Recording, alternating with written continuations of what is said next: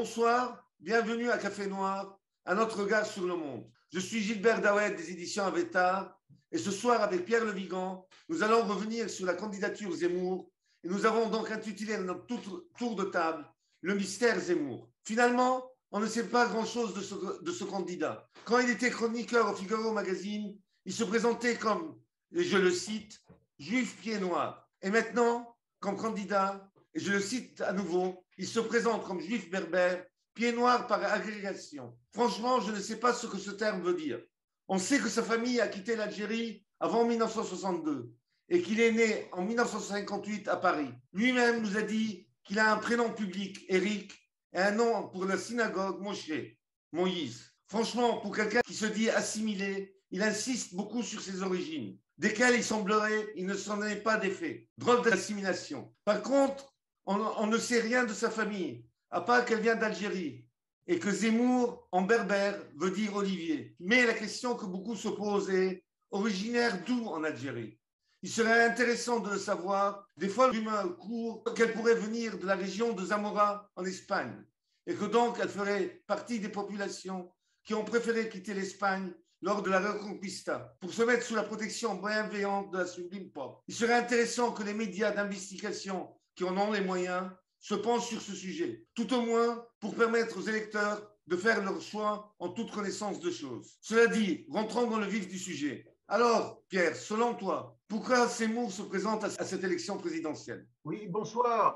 En petite précision, Éric Zemmour est né à Montreuil et non à Paris. Montreuil, banlieue populaire, évidemment. Tu as raison de préciser ça. Tu as raison de Éric Zemmour, qui est un journaliste de talent, et quelqu'un qui a explosé, si je puis dire, au plan médiatique depuis quelques années par des positions tranchées et aussi par ce que j'expliquais, par un talent incontestable et d'autant plus remarqué que finalement le niveau des journalistes a tellement baissé que Zemmour aurait été dans les années 50 un bon journaliste parmi d'autres et actuellement c'est un des rares journalistes qui a une certaine culture. Une culture certaine même. Alors ça n'empêche pas que toute une série de choses qu'il avance sont tout à fait discutables. Il suffit de lire ses livres et de pointer éventuellement des objections. Alors pourquoi s'est-il présenté?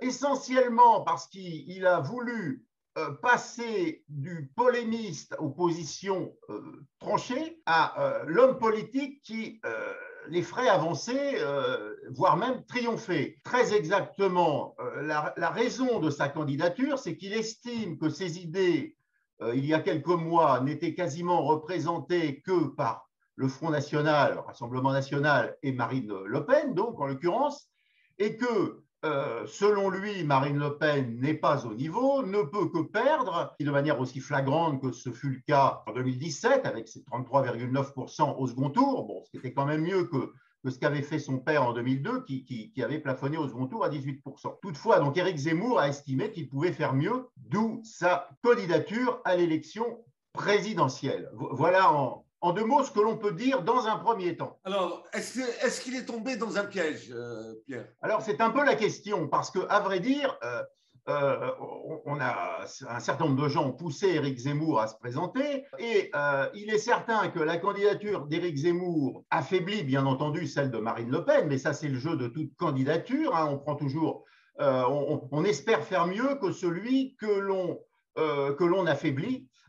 Toute la question est de savoir si on va vraiment faire mieux, mais ça on ne peut pas le savoir à l'avance, ou si finalement on va affaiblir celui que l'on espère remplacer sans pour autant pouvoir le remplacer et avec le risque finalement que les idées entre guillemets patriotiques ne soient pas présentes au second tour, ni par le biais d'Éric Zemmour, ni par le biais de Marine Le Pen. Ceci dans l'hypothèse où Zemmour aurait réellement les mêmes idées que Marine Le Pen. Bon, comme le programme d'Éric Zemmour n'est pas encore tout à fait élaboré, on voit très bien que sur un certain nombre de points, ça se rejoint avec Marine Le Pen, hein, sur les questions de l'immigration, Éric Zemmour étant souvent d'ailleurs plus radical, sur d'autres points, évidemment, ce ne sont pas tout à fait les mêmes idées, notamment il y a un volet social et un volet protectionniste chez Marine Le Pen qui semble moins clair, moins affirmé, en tout cas pour le côté social chez Éric Zemmour, et aussi dans les deux cas qui semblent malgré tout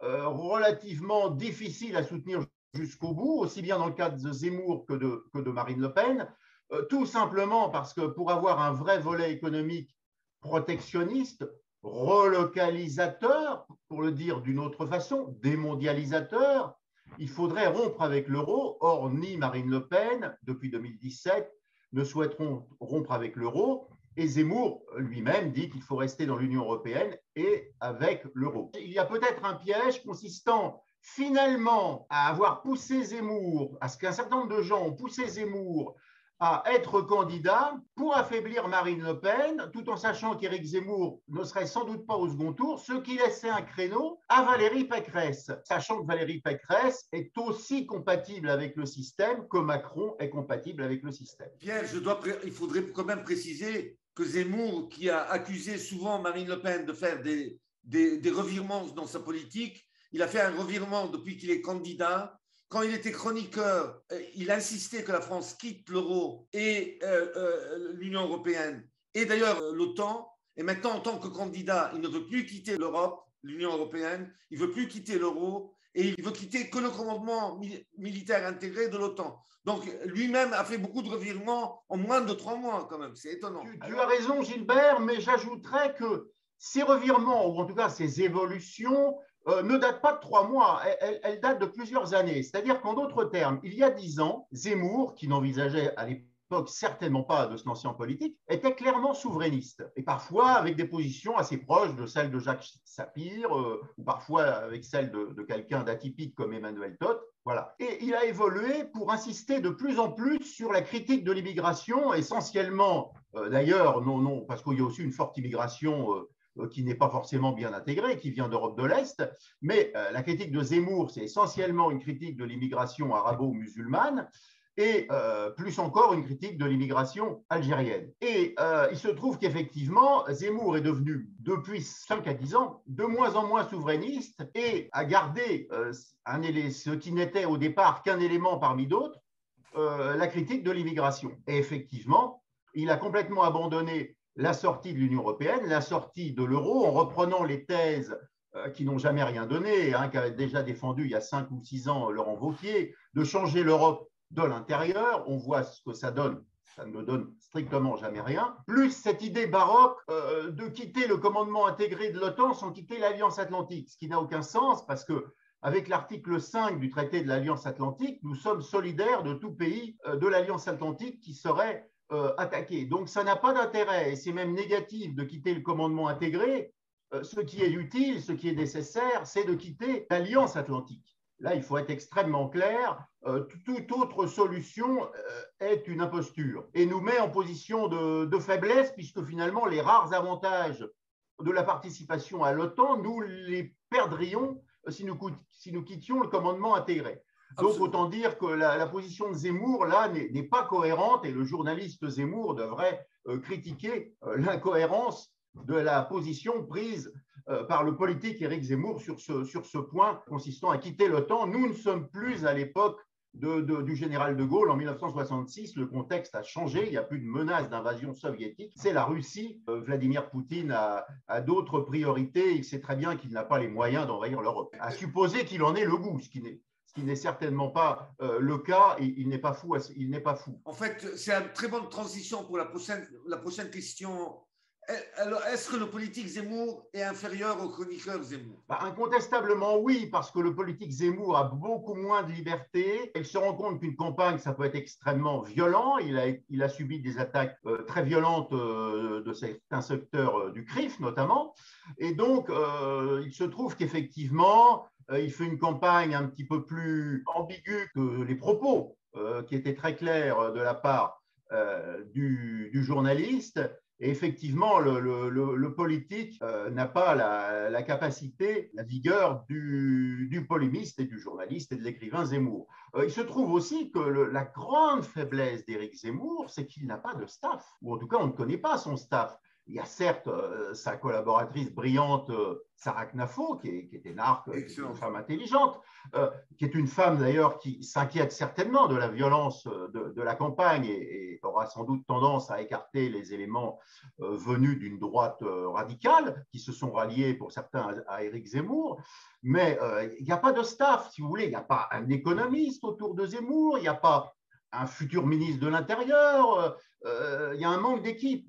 Il y a un manque d'équipe. C'est-à-dire que les reproches que l'on pouvait faire à l'équipe, justement, très faible, voire évanescente de Marine Le Pen, on peut les faire aussi à Éric Zemmour. Il n'a pas une vraie équipe. Donc ça, c'est quand même une grande faiblesse. Certes, les Français sont peut-être peu sensibles à cet aspect, mais à un moment donné, ça devient un problème de ne pas pouvoir présenter toute une équipe. En fait, sans Zemmour, il n'y a plus de parti Zemmour. Et on le verra très vite si Zemmour échoue. Malgré les pseudo-prises, les fameuses pseudo-prises de guerre qu'il a annoncées lors de son meeting à Cannes. Oui, qui ne sont pas des prises de guerre sérieuses. Ce sont des opportunistes. Il n'y a pas grand-chose à en attendre ni à en dire. Par contre, ce qui m'a étonné dans son meeting à Cannes, 1 heure de discours qui se réduit en fait à 2 mots. Immigration, répression. Bien sûr que les problèmes de sécurité sont importants pour les couches populaires. Mais il y a la sécurité tout court, si je puis dire, ne pas se faire agresser ou éviter les agressions.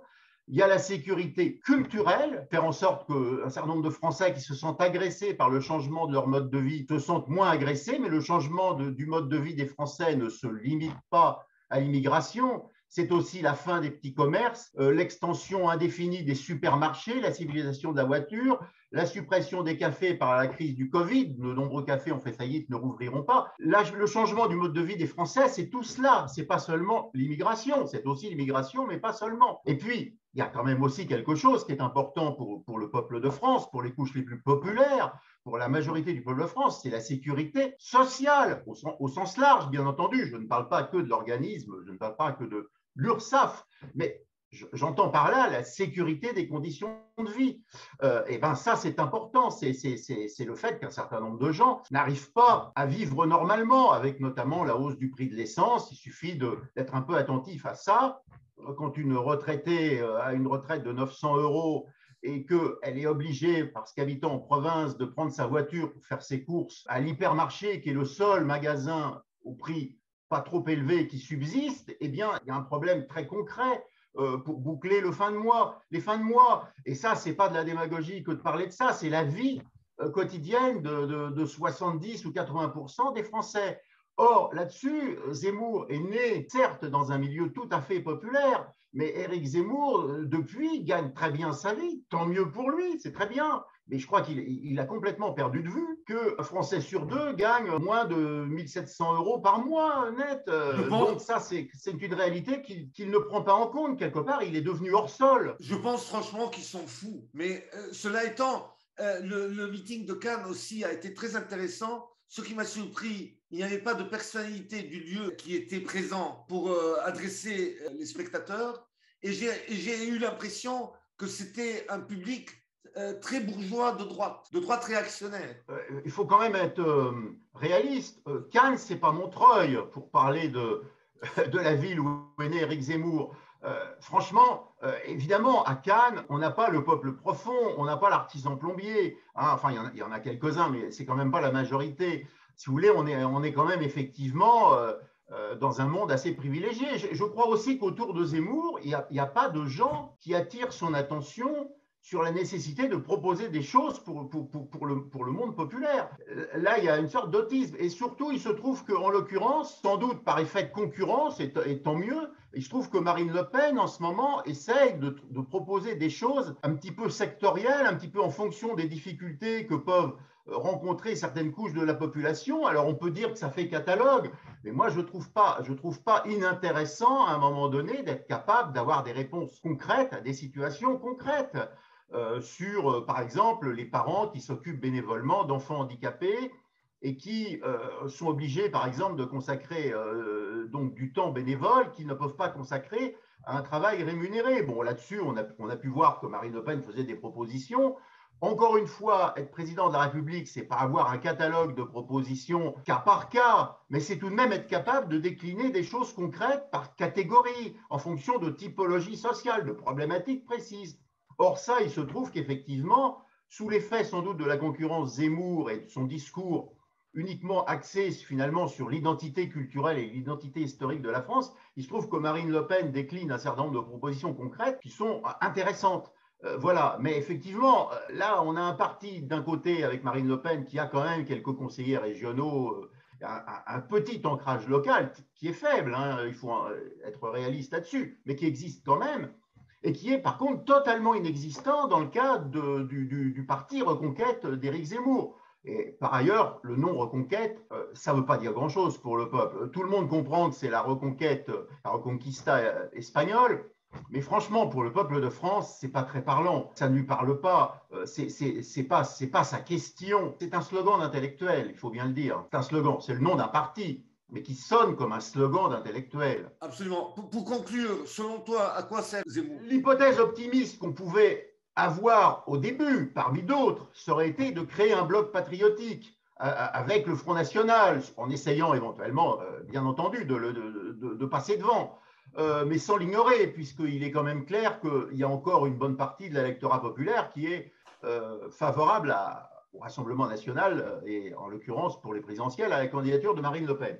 On ne va pas vers ce bloc patriotique, puisque pour cela, il faudrait que des deux côtés, il y ait la proposition au moins d'une alliance aux législatives, puisque Éric Zemmour explique que Marine Le Pen est nulle pour les présidentielles. Bon, c'est son propos, c'est son choix de défendre ce point de vue, mais pour les législatives, là, la question n'est pas celle des qualités ou des absences de qualité de Marine Le Pen. Là, il s'agirait d'avoir des candidatures uniques ou des désistements pour avoir le maximum de députés, une sorte de bloc patriotique aux législatives. On sous-estime systématiquement d'ailleurs l'importance des élections législatives.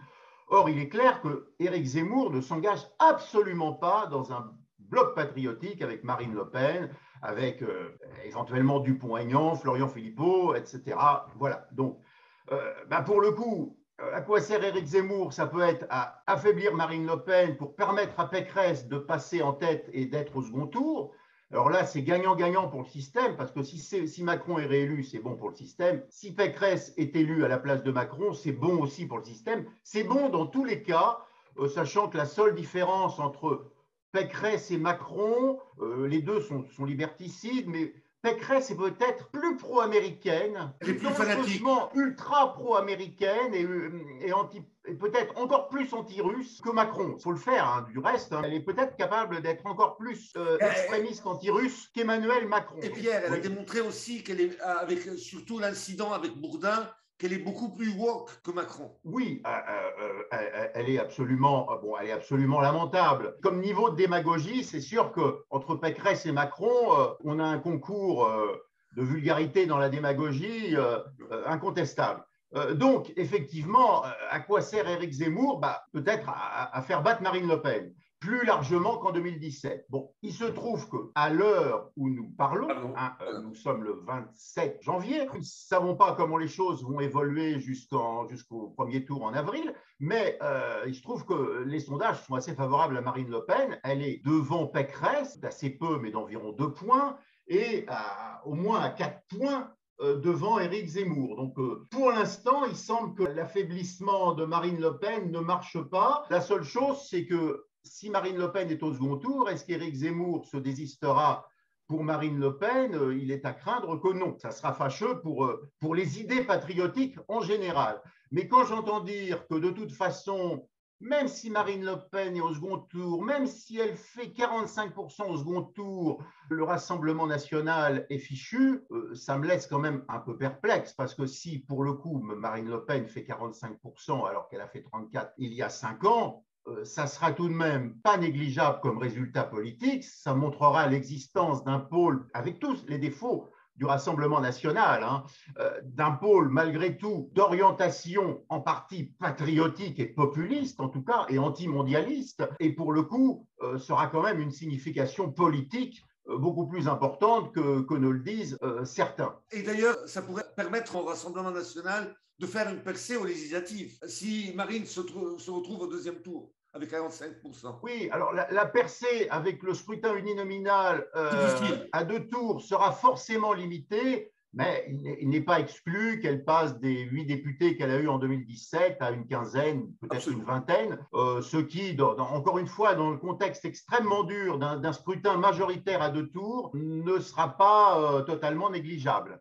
Voilà, et donc, et la fameuse union des droites, parce qu'après tout, est-ce que le Rassemblement national est de droite? Oui, bah de toute façon, le Rassemblement national n'entre pas dans ce cadre de l'union des droites. Ce que voudrait Éric Zemmour quand il parle, et Dieu sait s'il en parle en ce moment, de l'union des droites, c'est en gros que Pécresse se rallie à lui. Mais Pécresse ne le fera jamais, d'une part parce qu'elle est plutôt devant Éric Zemmour jusqu'à nouvel ordre, et que par ailleurs, l'électorat de Pécresse, elle en perdrait le tiers ou la moitié si elle se rassemblait avec Éric Zemmour. Donc, ce qu'elle gagnerait d'un côté, elle le perdrait de l'autre. Non, si vous voulez, Pécresse, c'est Chirac. Hein, c'est un coup le communautarisme, un coup la critique du bruit et des odeurs, si vous voulez.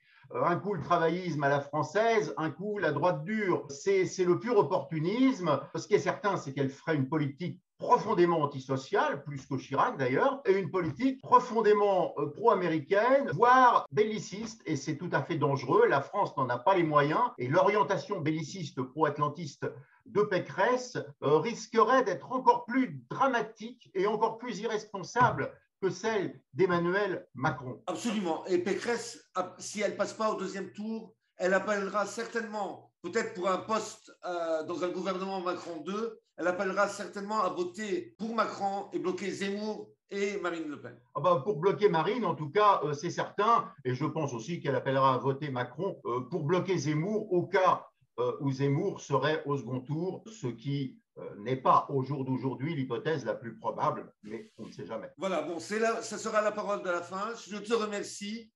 Merci Gilbert. Je remercie nos spectateurs et je leur rappelle, abonnez-vous gratuitement avec un simple clic à notre chaîne YouTube. À la prochaine émission. Merci. À très bientôt.